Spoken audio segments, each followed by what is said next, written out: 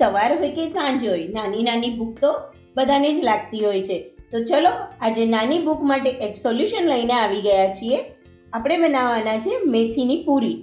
તો અત્યારે આપણે અહીંયા 2 ચમચી કોથમીર લીધી છે, 4 કળી લસણ લઈએ છે, 2 લીલા મરચાં લઈએ છે, અડધી ચમચી જીરું લઈએ છે. હવે આમાં થોડું પાણી નાખી અને આની એક પેસ્ટ રેડી કરી લઈએ. આપણે અહીંયા 1 કપ ઘઉંનો લોટ લઈએ છે, 2 ચમચી ચણાનો લોટ લઈએ છે, 2 ચમચી રવો લઈએ છે, 5 કપ મેથી લઈએ છે. મેથીને આપણે ધોઈ અને કોરી કરી લીધી છે. મીઠું લઈએ છે સ્વાદ પ્રમાણે, હળદર લઈએ છે અડધી ચમચી, હિંગ લઈએ છે 5 ચમચી, ધાણા જીરું લઈએ છે અડધી ચમચી, તલ લઈએ છે 1 ચમચી. અહીંયા આપણે એક બાફેલું બટેટું લીધું છે, એને આપણે ખમણી લઈએ છે. બાફેલા બટેટાથી આ પૂરીનો સ્વાદ બહુ જ સરસ આવશે અને આ પૂરી છે ને તમે 4 થી 5 દિવસ માટે રાખી પણ શકો છો. તૈયાર કરેલી પેસ્ટ એડ કરીએ છીએ. હવે આપણે આને મિક્સ કરી લઈએ. અત્યારે એટલી સરસ સુગંધ આવે છે ને કે આમ બનતી હોય ને ત્યાં જ તમને એમ થાય કે આપણે જલ્દી ખાઈ લઈએ. હવે પાણી એડ કરી અને મીડિયમ લોટ બાંધી લેવાનો છે. લોટ બંધાઈને તૈયાર છે. હવે આપણે એમાં થોડું તેલ એડ કરી દઈએ. 1 ચમચી જેટલું આપણે તેલ એડ કરીએ છીએ.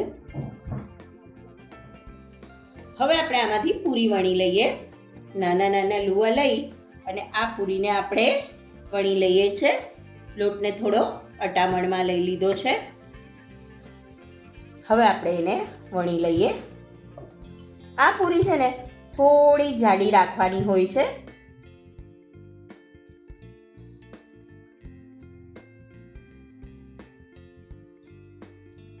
તેલ સરસ ગરમ થઈ ગયું છે. હવે આપણે પૂરીને તળી લઈએ.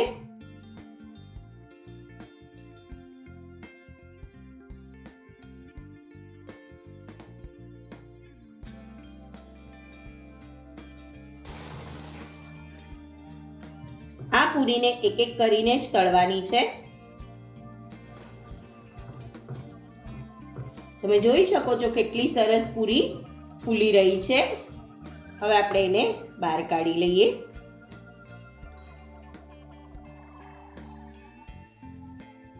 આવી જ રીતે આપણે બધી પૂરીને તળી લઈએ.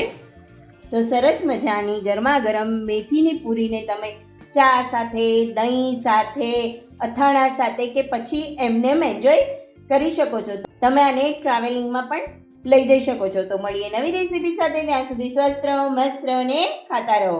અને હા, લાઈક, શેર અને સબસ્ક્રાઈબ કરતા રહેજો. Thank you.